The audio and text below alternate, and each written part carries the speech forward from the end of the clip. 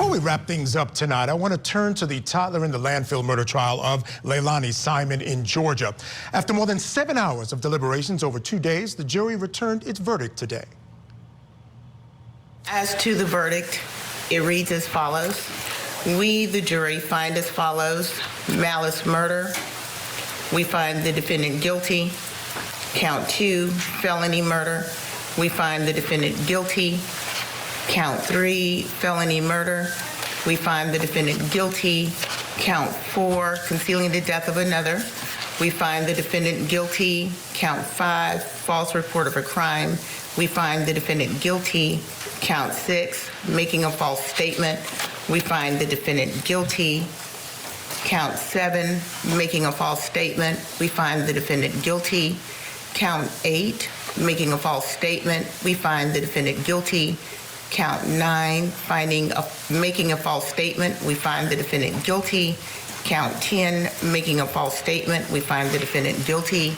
Count 11, making a false statement. We find the defendant guilty. Count 12, making a false statement. We find the defendant guilty. Count 13, making a false statement. We find the defendant guilty. Count 14, making a false statement. We find the defendant guilty. Count 15, making a false statement. We find the defendant guilty. Count 16, making a false statement. We find the defendant guilty. Count 17, making a false statement. We find the defendant guilty. Count 18, making a false statement. We find the defendant guilty. And count 19, making a false statement. We find the defendant guilty.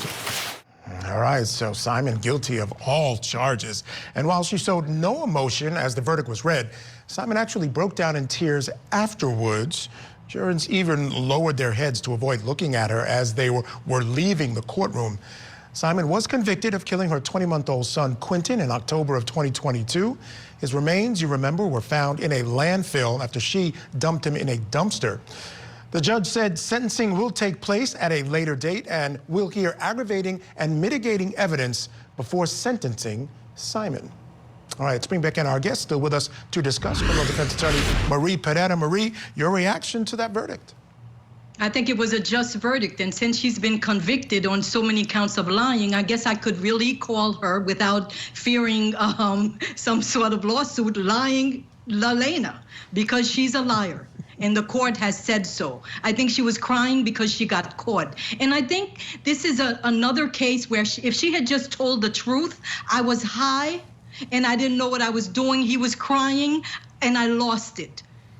Maybe it would have turned out better for her instead of lying about the fact that she didn't know what happened, trying to evade accountability, and then she ends up getting more than she would have if she simply told the truth and humanized herself and said, I know I was wrong, but I accidentally shook him or I threw him and he hit his head. Say something instead of lying about what you did. Yeah, I could not agree more. We've seen this many, many times in cases like this where it's the lies of the defendant that get them into trouble Yes. and ends up, they get up more time, more trouble than they would have if they would have just come forward and told the truth from the beginning. But I don't know. Anyway, let's take a listen. Chief Hadley with the Chatham County Police had this to say after the verdict. Let's take a listen. Quinton Simon truly became Chatham County's child during this weeks that our community was gripped by his disappearance. It is fitting today that 12 men and women from our community delivered the final measure of justice for little Quinton with their guilty verdict. We hope this brings some measure of peace and comfort to everyone who loved Quinton, and we are eternally thankful to them. Yeah, Marie, I think it's important. I wanted to play that because it's important to remember that the victim here was a little 20-month-old boy, just the cutest little boy you ever want to see. But the most heinous part of this case for me was really the fact that she had been mistreating him. At least some of the testimony was over time, people saw her mistreat him vis-a-vis her other kids because I guess she was angry at the father. That really bothered me. It's really hard because at the end of the day, you know, children are taught to avoid stranger danger. You don't expect that the death and the violence is going to come from your own mother. He's so small, he probably didn't even realize that his own mother was literally hating on him because she didn't like the man that helped her contribute to his DNA. So she took out all the wrath on him, and that was wrong. And I think in the sentencing, they're going to make sure that she gets the maximum allowed under the law because she was in a position where she should have been the one protecting him.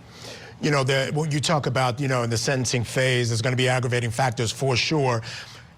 I think there might be some mitigating factors, Marie. I know it's difficult because, you know, you look at her and what she did to that little boy, it's hard to sort of come, you know, to terms with that in your head. But she was young. She had 3 kids. She was only, I think, 20 years old or something. She had kids starting, I believe, at 17. She had a drug problem. She had all those things going on. Do you think those might be effective mitigating factors in her sentencing phase?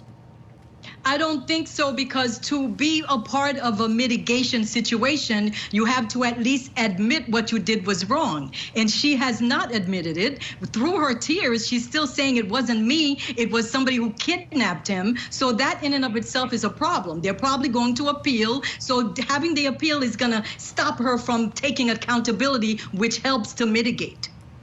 Yeah, fair enough.